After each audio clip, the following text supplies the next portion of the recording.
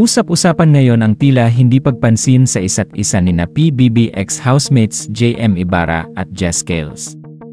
Sa rehearsal nga ng mga ex-housemates ay dumaan lamang si Jess habang inaaral ni JM ang kanyang prod. Matapos naman ang rehearsal ay naggala ang ex-housemates, ngunit hindi pa rin niya namataan na nag-usap ang dalawa. Palaisipan naman sa kanilang mga tagahanga ang tila pag-iiwasan nina JM at Jess. Maaalala kasi na inaabangan talaga ng mga tao ang pagkikita ng dalawa sa labas, dahil nga ito sa sinabi ni JM kay Jess na hintayin siya nito.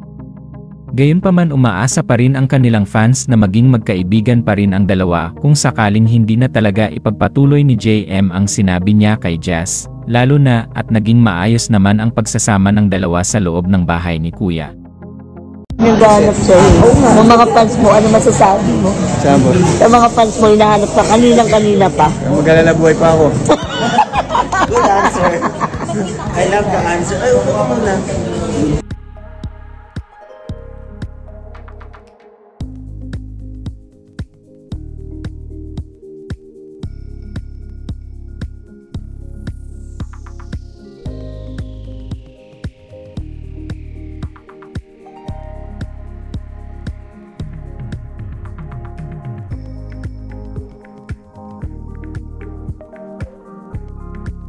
Ay, first time kita makita. Nakita na yun. Kuya, hawakan ko. Hawakan ko.